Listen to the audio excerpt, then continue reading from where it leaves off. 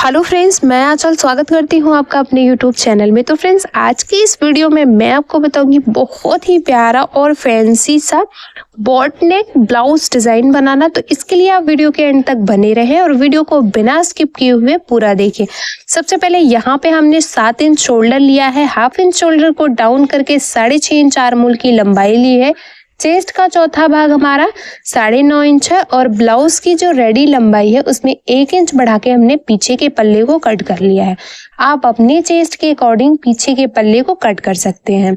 यहाँ पे बॉट नेक में इस डिजाइन को हमें रेडी करना है, तो उसके लिए हमने मेन कपड़े को भी सेम इसी के बराबर कट किया है। मेन कपड़े को साइड में करेंगे और सबसे पहले इसकी मार्किंग अस्तर के ऊपर करेंगे। उसके लिए जो हमारा अस्तर है ये देख सकते हैं, इस पे मैं मार्किंग कर रही हूँ। ऊपर से जो गले की चौड़ाई रखेंगे वो 4 इंच रखेंगे, क्योंकि ऊपर की साइड मैं इसमें बॉट नेक बना रही हूँ। तो 4 इंच मैंने गले की चौड़ाई रखी है। गले की लंबाई आप अपने पसंद के हिसाब से ले सकती है, जितना लंबा आपको गला चाहिए। मैं यहाँ पे 11.5 इंच में गले की लंबाई ले रही हूँ। 11.5 इंच पे मार्क करेंगे और नीचे से भी गले की चौड़ाई 4 इंच रखेंगे। इस तरह से मैंने 4 इंच पे मार्क कर लिया है। मार्किंग करने के बाद स्केल की मदद से एक सीधी लाइन से सभी पॉइंट को मिला लेंगे और एक बॉक्स रेडी कर लेंगे। ऊपर की साइड बॉट नेक का शेप बनाना है, इसके लिए 3.5 इंच पे मार्किंग करेंगे और लाइन को सीधा कर लेंगे। कोने से 1.5 इंच पे मार्किंग करेंगे बॉट नेक का शेप देने के लिए। तो यहाँ पे देखिए, तिरछे में आपको 1.5 इंच पे मार्क करना है और इसी मार्किंग के ऊपर हम इसमें बॉट नेक का शेप बनाएंगे। यहाँ पे देख सकते हैं, हमने यहाँ पे नॉर्मल बॉट नेक का शेप रेडी कर लिया है। बिल्कुल इजी तरीके से आप मार्किंग कर सकते हैं। बॉट नेक की मार्किंग करने के बाद अब नीचे की तरफ हमें मार्किंग करनी है। तो नीचे की तरफ किस तरह से आपको मार्क करना है, यहाँ से यहाँ तक मिलाना है, उसके बाद यहाँ तक और यहाँ पे शेप देना है।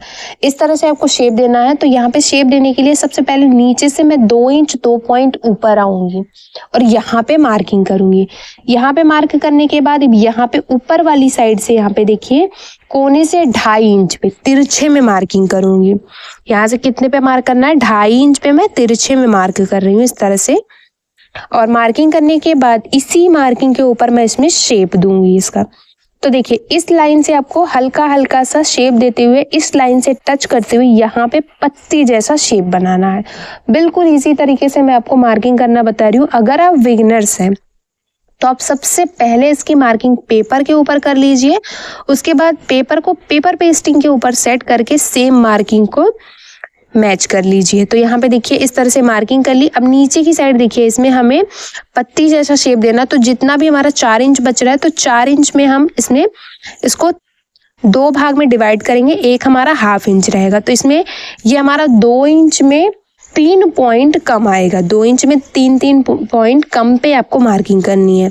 तो यहाँ पे 1 2 और ये हमारा हाफ इंच जो बच रहा है, इसमें भी हमारा एक रेडी हो जाएगा दोनों साइड मिला के। अब इसमें जो ऊंचाई देनी है वो हाफ इंच की ऊंचाई देनी है। तो मैं इससे हाफ इंच अंदर की साइड मार्किंग कर रही हूँ। हाफ इंच ऊंचाई देने के लिए यहाँ पे जो राउंडिंग दूंगी, तो उसके लिए हाफ इंच पे यहाँ पे मार्क कर लेना है आपको। और मार्किंग करने के बाद स्केल की मदद से इस मार्किंग को पहले सीधा कर लेना है। यहाँ पे मैंने सीधा कर लिया। अब पहले इसको यहाँ पे सीधा कर लेंगे। सीधा करने के बाद आपको करना क्या है, जो हमने यहाँ पे मार्किंग की है उसका आपको आधा निकाल लेना है। आप चाहें तो अगर आप यहाँ पे नॉर्मल तरीके से भी इसका सेंटर निकाल सकते हैं। यहाँ पे मैं इसका सेंटर निकाल ली हूँ इस तरह से फोल्ड करके। और देखिए, यहाँ से आपको नीचे से कोने का शेप देना है और ऊपर की साइड इस तरह से पत्ती जैसा शेप देना है। अगर आप बिगिनर्स हैं तो पहले इसको किसी पेपर के ऊपर कट कर लीजिए और उसी पेपर को रखते हुए यहाँ पे सेम मार्किंग कर लीजिए। मैं सीधे तरीके से मैं यहाँ पे अस्तर के ऊपर ही मार्किंग कर रही हूँ। तो देखिए, दोनों साइड मैंने यहाँ पे मार्किंग कर ली है। 2 पत्ती हमारी रेडी हुई है, एक हमारी हाफ है, तो दोनों साइड मिलके हमारी रेडी हो जाएगी एक और पत्ती। अब नीचे की साइड हमने यहाँ पे पत्ती जैसा शेप रेडी कर लिया है। सेम इसी तरह से ऊपर की साइड भी हमें शेप को रेडी करना है। तो उसके लिए आपको करना क्या है, आपको जो ये गोलाई वाला पार्ट है पहले इसको माप लेना है। तो मैं यहाँ पर गोलाई वाले पार्ट को माप ले रही हूँ। तो ये हमारा आ रहा है, देखिए 6 इंच 2 पॉइंट। तो मैं यहाँ पे जो पत्ती वाला शेप रेडी करूंगी वो मैं यहाँ पे 1.5 इंच पे रेडी करूंगी। इस तरह से यहाँ पे 1.5 इंच पे मार्क करूंगी। इस लाइन को छोड़ते हुए इस पे 1.5 इंच पे, सर्कल में आपको 1.5 इंच पे मार्किंग करनी है। यहाँ पे 1.5 इंच पे, उसके बाद यहाँ पे। अब यहाँ पे 1.5 इंच का हमें सेंटर निकालना है और ऊंचाई यहाँ पे भी हमें हाफ इंच देनी है। तो पहले हाफ इंच इससे अंदर की साइड हमने एक मार्किंग कर ली है। आप देख सकते हैं इस तरह से। और मार्किंग करने के बाद इसको यहाँ तक मिला लेना है आपको और इसका सेंटर निकाल लेना। मैं यहाँ पे इसका सेंटर मार्क कर ले रही हूँ। और इसमें भी सेम जिस तरह से हमने नीचे की साइड पत्ती जैसा शेप बनाया था, सेम वही शेप आपको इस पे भी रेडी करना है। तो देखिए यहाँ पे भी मैं सेम शेप रेडी कर रही हूँ। तो देखिए ऊपर और नीचे की साइड भी मार्किंग हमारी कंप्लीट हो गई है। अब मार्किंग कंप्लीट करने के बाद सेम इसी मार्किंग के ऊपर हमें इसको कट कर लेना है। अगर आप बिना पेपर पेस्टिंग का बना रहे हैं, मैं यहाँ पे पेपर पेस्टिंग का यूज़ कर रही हूँ, क्योंकि जब भी आप कटिंग वाले पॉइंट्स को बनाते हैं तो अगर आप पेपर पेस्टिंग का यूज़ करते हैं तो ब्लाउज के जो गले की फिनिशिंग होती है वो बिल्कुल परफेक्ट तरीके से आती है। तो इसका ध्यान देना है आपको कि जब भी आप इस तरह से कटिंग वाले पार्ट का डिजाइन बनाए तो आपको पेपर पेस्टिंग जरूर यूज करना है। मैं यहाँ पे पेपर पेस्टिंग ली हूँ। पेपर पेस्टिंग को हमने यहाँ पे सिंगल रखा है, सेंटर को मिलाते हुए और पिन से सेट कर लिया है। तो यहाँ पे देखिए सेट करने के बाद जो मार्किंग है वो हल्की हल्की सी दिख रही है। तो सेम मार्किंग हम पेपर पेस्टिंग के ऊपर कॉपी कर लेंगे। देखिए यहाँ पे मैं इसी सेम मार्किंग को पेपर पेस्टिंग के ऊपर पहले कॉपी कर ले रही हूँ यहाँ से। और कॉपी करने के बाद यहाँ से इसको मैं पहले पिन से अलग कर लूंगी। ये देखिए इस तरह से पिन से अलग कर लिया हमने। अब यहाँ पे पेपर पेस्टिंग को मैं डबल फोल्ड करके रखूंगी, क्योंकि दोनों साइड हमें सेम मार्किंग को कट करना है। तो इसके लिए पेपर पेस्टिंग को हमने यहाँ पे डबल फोल्ड कर लिया है। और डबल फोल्ड करने के बाद यहाँ पे पिन लगा ले रही हूँ जिससे इधर उधर ना हो। और एक मार्किंग में इससे 1 इंच की दूरी पे कर रही हूँ। आप देख सकते हैं इस तरह से यहाँ पे मार्क कर लिया। और सेम अब इसी मार्किंग के ऊपर मैं पेपर पेस्टिंग को कट कर लूंगी। देखिए मैं यहाँ पे पेपर पेस्टिंग को कट कर ले रही हूँ। यहाँ पे मैं दूसरे अस्तर का यूज नहीं करूंगी। जो हमारा बैक पल्ले का अस्तर है उसी के ऊपर मैं पेपर पेस्टिंग को प्रेस लगा के चिपका लूंगी। देखिए इस तरह से ये हमारा पेपर पेस्टिंग पे कटिंग हो गई है। अब मैं इसको अस्तर के ऊपर प्रेस लगा के चिपका लूंगी। तो देखिए यहाँ पे मैंने पीछे के पल्ले के ऊपर अस्तर के ऊपर प्रेस लगा के चिपका लिया है। अब यहाँ पे मेन कपड़े को लेंगे, मेन कपड़े को सीधे रखेंगे इस तरह से। और इसके ऊपर मैं यहाँ पे अस्तर वाले पार्ट को रख रही हूँ। इस चीज का ध्यान देना कि जो पेपर पेस्टिंग वाला साइड है वो आपका ऊपर की तरफ होना चाहिए। तो इस तरह से मैंने इसको ऊपर की तरफ सेट करके रखा है। और रखते हुए यहाँ पे करना क्या है, सबसे पहले आपको नीचे की तरफ से बिल्कुल बराबर रखना है और नीचे की तरफ से बिल्कुल सीधी सिलाई लगानी है। तो मैं यहाँ पे मेन कपड़ा और अस्तर दोनों को अच्छे से सेट करते हुए पहले नीचे की तरफ सीधी सिलाई लगा लूंगी। सिलाई लगाने के बाद यहाँ पे देखिए हमारा सेट हो गया है। अब मेन कपड़े के ऊपर आपको अस्तर वाले पार्ट को बिल्कुल अच्छे से सेट करना है और यहाँ पे पिन लगा लेनी है। देखिए मैं इस तरह से इसमें पिन लगा ले रही हूँ। और पिन लगाने के बाद जो हमने यहाँ पे मार्किंग की है, कटिंग की है पेपर पेस्टिंग के ऊपर, बस पेस्टिंग के ऊपर आपको एक सूत चढ़ाते हुए बिल्कुल उसी कटिंग के ऊपर सिलाई लगा लेनी है। तो देखिए मैं यहाँ पे बिल्कुल उसी कटिंग के ऊपर पेपर पेस्टिंग के ऊपर सिलाई लगा ले रही हूँ इस तरह से। ये देखिए और यहाँ पे मैंने बिल्कुल अच्छे से पेपर पेस्टिंग के ऊपर एक सूता चढ़ाते हुए सिलाई लगा ली है। 2 सूता मेन कपड़ा और अस्तर दोनों को छोड़ते हुए बाकी सभी को आपको यहाँ पे कट कर लेना है। तो इस तरह से मैं इसको कट कर ले रही हूँ। कट करने के बाद अब पूरे में मैं इस पे छोटे छोटे कट बनाऊंगी। देखिए पूरे राउंड में आपको कट बनाने हैं। और कट बनाने के बाद अब मैं यहाँ पे इसको पलट लूंगी। अच्छे से मेन कपड़े और अस्तर दोनों को सेट करते हुए आपको यहाँ पे पलट लेना है। तो यहाँ पे देखिए हमने पलट लिया है, कोने को भी सुई की मदद से बाहर निकाल लिया है। और अब हम इसमें फिनिशिंग की सिलाई लगाएंगे।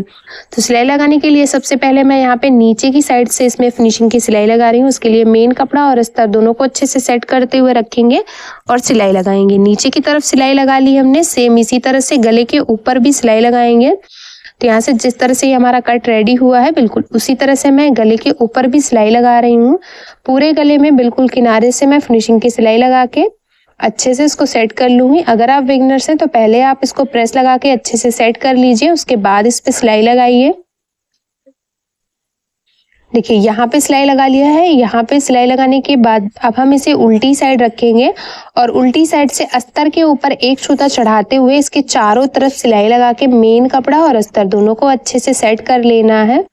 तो यहाँ पे चारों तरफ हमने सिलाई लगा ली है। सिलाई लगाने के बाद अस्तर के बाद का जितना भी एक्स्ट्रा फैब्रिक है उसको आपको चारों तरफ से इस तरह से छांट लेना है। तो यहाँ पे देखिए एक्स्ट्रा फैब्रिक को मैं चारों तरफ से छांट ले रही हूँ। और छाटने के बाद अब यहाँ पे मैं इसमें टक्स की सिलाई लगाऊंगी। तो टक्स की सिलाई लगाने के लिए जो हमने नीचे की तरफ टक्स को मार्क किया था वो हम देख सकते हैं। इस तरह से एक टक्स की मार्किंग है हमारी यहाँ पे, हल्की हल्की सी दिख रही है। पहले मैं इसको डार्क कर ले रही हूँ और इसको इस तरह से डबल फोल्ड करते हुए दूसरी तरफ भी सेम मार्किंग को सेट कर लेंगे और यहाँ पे भी डार्क कर लेंगे और इसी मार्किंग को हम यहाँ पे पकड़ते हुए दोनों तरफ से हाफ इंच कपड़े को सिलाई लगाएंगे। एक तरफ सिलाई लगा ली, सेम इसी तरह से मैं इसमें दूसरी तरफ भी सिलाई लगा ले रही हूँ। दोनों तरफ सिलाई लगाने के बाद ये हमारा रेडी हो गया है। अब यहाँ पे हमें कपड़े का बटन बनाना है। तो बटन बनाने के लिए हमने लाल कलर का फैब्रिक लिया है, चारकोल कपड़े में इसको कट कर लिया है, 2.5 इंच लंबाई चौड़ाई में लिया है क्योंकि जो बटन बनाएंगे हम थोड़े बड़े साइज का बनाएंगे। यहाँ पे चारों कोनों को आपको अंदर की साइड इस तरह से फोल्ड कर लेना है और फोल्ड करते हुए उल्टी साइड से मैं इसमें बटन वाले पार्ट को सेट कर रही हूँ इस तरह से। और अच्छे से सेट करने के बाद यहाँ पे हमने 4 तह में धागे को लिया है और चारों तरफ गोलाई में शेप देते हुए आपको बटन को रेडी कर लेना है। देखिए इस तरह से हमने बटन को रेडी किया है, जिस तरह से हमने 2 बटन को रेडी किया था। अब यहाँ पे मैं इस तरह से एक ऊपर की साइड बटन को और 2 नीचे की साइड बटन को टक करूंगी। तो बटन को टक करने के लिए हमने यहाँ पे 4 तह में धागे को लिया है। पहले मैं ऊपर की साइड यहाँ पे बटन को टक कर रही हूँ, आप देख सकते हैं अच्छे से मैंने इसको टक कर लिया। पीछे की साइड नॉट लगा के इसको कट कर लिया है। ऊपर की साइड सेट करने के बाद अब यहाँ पे नीचे की साइड भी मैं बटन को बिल्कुल सेंटर में टक करूंगी। तो यहाँ पे देखिए इस तरह से मैं नीचे की साइड भी बटन को अच्छे से टक कर ले रही हूँ। अगर आप चाहें तो मार्केट से रेडीमेड बटन को भी यहाँ पे टक कर सकते हैं या फिर अपने पसंद का कोई भी कपड़े का बटन बना के आप इस पे लगा सकते हैं। देखिए दोनों बटन को हमने नीचे की साइड भी टक कर लिया है और देख सकते हैं ये हमारा ब्लाउज का डिजाइन बन के रेडी है, बहुत ही प्यारा सा। तो उम्मीद करती हूँ कि समझाने का तरीका आपको पसंद आया होगा। वीडियो पसंद आया हो तो वीडियो को लाइक शेयर सब्सक्राइब करना ना भूलें और मेरे चैनल पे नए हैं तो प्लीज़ यार चैनल को सब्सक्राइब करके बेल बटन को ज़रूर ऑन कर लें हमारी और भी ऐसी ही वीडियो सबसे पहले मेरे चैनल पे देखने के लिए।